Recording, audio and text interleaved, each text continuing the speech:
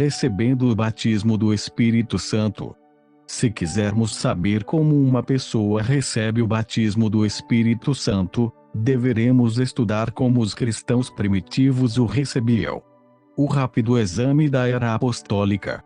Depois que os discípulos presenciaram a ascensão de Jesus, no Monte das Oliveiras, obedeceram a sua ordem e reuniram-se unânimes em fervorosa oração, Atos 1 e 14. Hoje, tanto quanto no passado, aqueles que queiram receber o prometido batismo do Espírito Santo devem possuir profunda esperança e desejo ardente de recebê-lo. Em minhas cruzadas evangelísticas, tenho visto centenas de crentes cheios do Espírito Santo, quase sem exceção. Essa bênção tem sido derramada quando os que a buscam decidem recebê-la de verdade, sem levar em conta circunstâncias ou merecimento próprio. Em geral, chegam a chorar pela ansiosa expectativa. Os que abrigam certa dúvida quanto a seu próprio desejo, ou os que oram sentindo que o batismo do Espírito Santo só acontecerá se for da vontade de Deus, não recebem esta dádiva. Não importa tempo que leve em oração, a bênção da plenitude do Espírito Santo só acontecerá quando colocarmos em nossa mente que não sossegaremos enquanto não tivermos resposta para a nossa urgente necessidade. Em Atos 8, os crentes de Samaria receberam o batismo quando Pedro e João lhes impuseram as mãos. A mesma experiência aconteceu a Saulo, que recebeu o Espírito Santo quando Ananias impôs as mãos sobre ele, Atos 9 e 10-18. 12 cristãos em Éfeso também receberam a plenitude, quando lhes foram impostas as mãos pelo apóstolo Paulo, Atos 19, 1-7. Hoje também acontece, com frequência, das pessoas receberem a plenitude do Espírito Santo quando lhes impomos as mãos ou oramos com elas.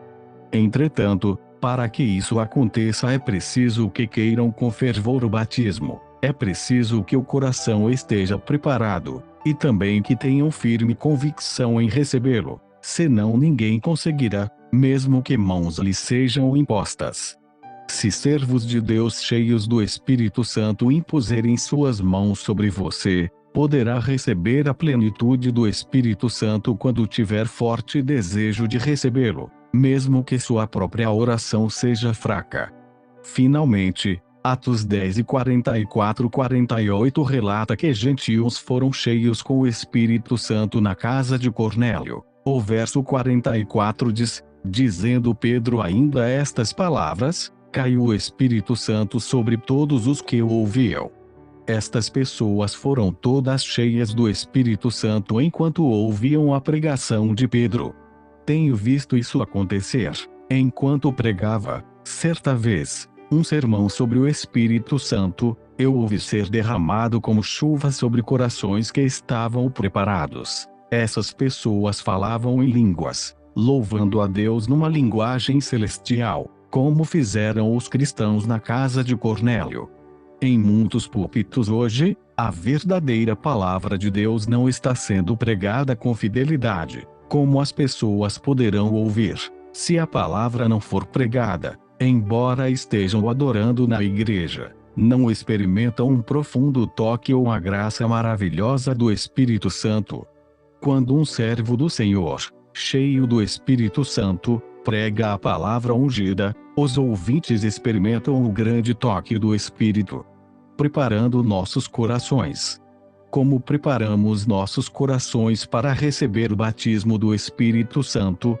Em primeiro lugar, aqueles que querem recebê-lo devem sentir não apenas o desejo, mas devem ter conhecimento profundo das promessas fidedignas de Deus. Ele continua dando a mesma plenitude do Espírito Santo, como o fazia na era dos apóstolos. A Escritura conclui, peça-a, porém, com fé, não duvidando, porque aquele que duvida é semelhante à onda do mar, impelida e agitada pelo vento. Não pense tal homem que receberá do Senhor alguma coisa, homem vacilante que é, e inconstante em todos os seus caminhos. Tiago 1, 6-8.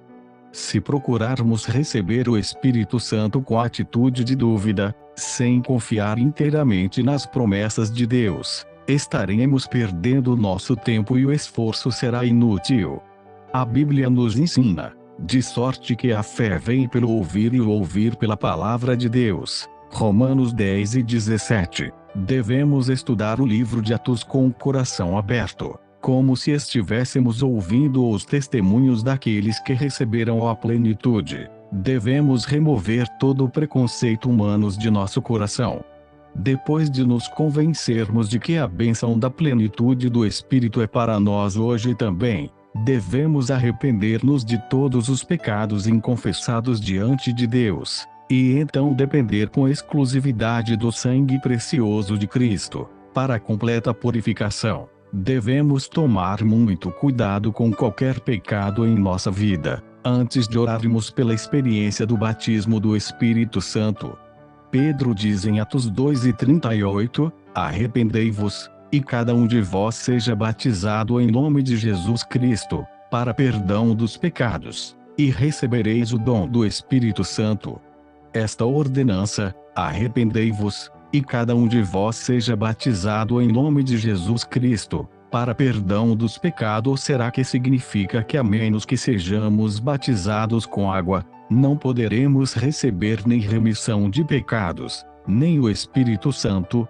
Cremos que não seja assim, pois Pedro pregou o Evangelho na casa de Cornélio, e gentios foram cheios com o Espírito Santo mesmo antes de passarem pelo processo do batismo em águas. É desnecessário dizer que Deus não pode dar o batismo do Espírito Santo àqueles que ainda não receberam remissão dos pecados, nem salvação. Quando nos arrependemos e cremos no Evangelho, recebemos remissão de pecados e salvação. Devemos também batizar-nos com água o mais breve possível, como sinal exterior de salvação, mas concluir que sem batismo em águas não podemos receber remissão de pecados nem no batismo do Espírito Santo, vai contra os ensinamentos da Bíblia.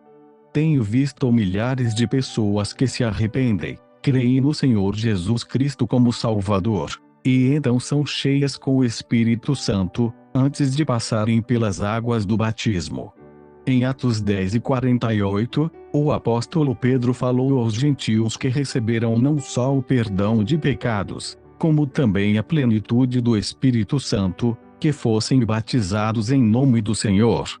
Quase todos os crentes que viveram na época dos apóstolos, foram exortados, e assim o fizeram, a receber o Espírito Santo, logo que fossem salvos. Mas hoje existe grande número de crentes que repete, nem sequer ouvimos que haja Espírito Santo, Atos 19:2. Que triste comentário. Assim, apesar do batismo com água não ser um pré-requisito para o batismo com o Espírito Santo, o arrependimento é, porque o Espírito Santo não habitará num vaso que esconde pecado. Quando oramos para receber o batismo do Espírito Santo, devemos nos conscientizar de duas espécies de pecado que exigem arrependimento. Será que temos, de maneira consciente, desobedecido à vontade de Deus? Ou será que temos negligenciado o dever, de como crentes, crermos na palavra de Deus no que se refere à plenitude do Espírito Santo? O primeiro pecado é o da desobediência. Antes de crermos no Senhor Jesus, éramos revoltados contra Deus e cometíamos vários tipos de pecado. Quando nos arrependemos e aceitamos Jesus Cristo como Salvador, recebemos remissão dos pecados. Entretanto, por causa do longo período de revolta, nosso coração estava tão endurecido que não podíamos ser quebrados com facilidade. Apesar de termos remissão dos pecados e salvação, quando queremos receber a plenitude do Espírito Santo, precisamos nos arrepender com sinceridade profunda, pedir o perdão de Deus e limpeza completa de nossas obstinações. Para sermos purificados e quebrados diante de Deus, temos de arrepender-nos de todas as transgressões que conseguirmos lembrar. Por 2 anos chorei cada vez que orava pedindo a plenitude do Espírito Santo. Apesar de chorar e orar com fervor, não conseguia receber o batismo. A princípio estava sedento, mas depois tornei-me desapontado e frustrado. Então um dia, quando estava no segundo ano da escola bíblica, orei com resoluta determinação de não sair do meu lugar enquanto não tivesse recebido o Espírito Santo. Ao mesmo tempo, confessei de novo todos os pecados que cometera, desde a minha infância. De repente, meu espírito foi quebrantado e o Espírito Santo desceu sobre mim e inundou o meu interior com grande plenitude. Comecei a falar em outras línguas, de acordo com a direção do Espírito Santo. O segundo pecado que temos de confessar é a negligência. Tiago 4:17 diz: aquele, pois, que sabe o bem que deve fazer e não o faz, comete pecado. Apesar de sermos salvos e vivermos como cristãos, se temos sido negligentes, devemos arrepender-nos deste pecado, reconhecermos que não temos colocado Deus como centro de nossa vida. Se não estamos buscando em primeiro lugar o reino de Deus e sua justiça, não temos agradado a Deus.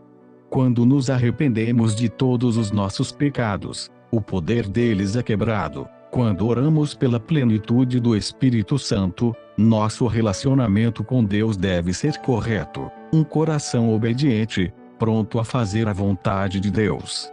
Dentro de nossa capacidade, temos de procurar corrigir e reparar tudo o que devamos aos outros, pedir-lhes perdão e restituir-lhes o que é devido. O verdadeiro arrependimento, aquele que vem seguido da confissão, que brota do profundo do nosso ser, é confirmado pelo fruto da ação. Quando nosso coração estiver preparado, sem dúvida o Espírito Santo de Deus descerá sobre nós. Muitas vezes, pessoas que desejam receber o Espírito Santo, quando ouvem algum testemunho desta experiência, pensam que o receberão também da mesma maneira. Entretanto, ele nem sempre se manifesta do modo que pedimos. Sempre chega de acordo com a personalidade de quem o receberá. Às vezes vem de modo tranquilo, como chuva suave. Outras vezes, como grande tempestade. Apesar de o Espírito Santo manifestar-se de diferentes maneiras, continua sendo a mesma pessoa, a terceira pessoa da Trindade. Uma palavra de advertência. Depois de confessarmos nossos pecados, como devemos orar a fim de receber o Espírito Santo, permitam-me fazer algumas observações ou advertências a esse respeito. Primeiro, não devemos orar pedindo o Espírito Santo tendo uma motivação errada. Em outras palavras, não devemos clamar a Deus pelo seu poder, para depois nos orgulharmos ou nos deleitarmos pela posse de um grande poder. Pessoas com este tipo de desejo errado têm às vezes recebido um espírito diferente, espírito enganador ao invés do Espírito Santo. Mas quando a motivação de nosso coração é pura, quando queremos, realmente, tornar-nos um vaso poderoso e eficaz para sermos usados por Deus, ou desejamos tornar-nos sem sombra de dúvidas melhor instrumento nas mãos de Deus, testemunha de Cristo, espíritos malignos nunca se aproximarão de nós. Jesus falou sobre tal segurança em Lucas 11:13, qual o pai dentre vós que, se o filho lhe pedir pão, lhe dará uma pedra, ou se lhe pedir peixe, lhe dará por peixe uma serpente, ou, se lhe pedir o ovo, lhe dará um escorpião. Se vós, pois, sendo maus, sabeis dar boas dádivas aos vossos filhos, quanto mais dará o Pai Celestial o Espírito Santo àqueles que pedirem?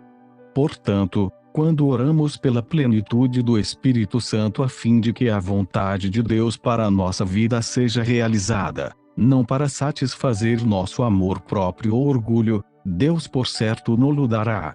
Esta segunda advertência não se aplica à pessoa que tenha uma predisposição a um caráter alegre, mas àquela que é pessimista e inclinada à solidão, como este tipo de pessoa tem sido, há tanto tempo, oprimida inconscientemente por um espírito negativo. Se ela tentar orar com fervor pedindo o Espírito de Deus, sem primeiro limpar-se por completo, poderá cair em desespero e ser tomada por outro espírito de morbidez. Mas se este tipo de pessoa preparou-se aos poucos até alcançar seu mundo mais íntimo, mediante a aceitação da palavra de Deus e o perdão em seu coração, se ela conseguiu tornar-se brilhante e positiva, receberá um batismo maravilhoso. Quando tal pessoa chega a ter uma atitude mental alegre e positiva, terá alcançado vitória sobre o diabo. Ela poderá orar pela plenitude do Espírito Santo sem ansiedade. Terceiro, uma sucessão de enfermidades, que enfraquece o corpo, é sempre seguida de opressão demoníaca. Aqueles que são fracos na mente e no corpo, que têm sido perseguidos por enfermidades há longo tempo, devem ser lavados com o precioso sangue de Jesus. Se têm tendência a sofrer opressão demoníaca, quando orarem com fervor para receber o Espírito Santo, estarão sujeitos a serem oprimidos mais ainda pelo diabo. Atos 10:38 ensina que Jesus, durante seu ministério, curou todas as moléstias e enfermidades causadas pela opressão do maligno, como Deus ungiu a Jesus de Nazaré com o Espírito Santo e com poder, o qual andou fazendo bem e curando a todos os oprimidos do diabo, porque Deus era com ele. Quase sempre o maligno tenta impedir, quando oro com aqueles que são fracos na mente e no corpo, que recebam o Espírito Santo. Sabendo isto, as pessoas que têm sido oprimidas por Satanás devem orar para receber o Espírito, clamando em primeiro lugar pelo sangue precioso de Jesus.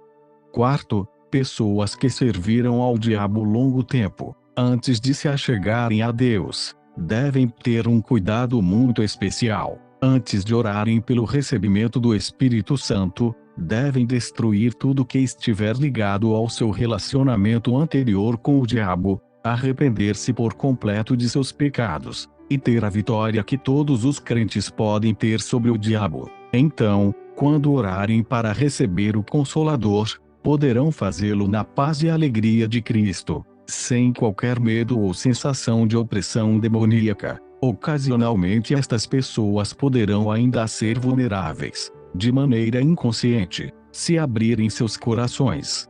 Quinto, aqueles que oram com ardor para receber o Espírito Santo, não devem permitir que qualquer pessoa lhes imponha as mãos em oração. Um espírito maligno é como epidemia, muito contagioso. Tenho visto muitas pessoas tomadas por espíritos imundos. Quando alguém com espírito maligno lhes impõe as mãos, quando são apanhados por espíritos assim, experimentam um sofrimento terrível até receberem libertação. Aqueles que querem que mãos lhes sejam impostas em oração, devem ter certeza de que a pessoa está cheia do Espírito da verdade. Não devem procurá-la por sua fama ou sensacionalismo no ministério, mas pela sua proximidade ao Senhor.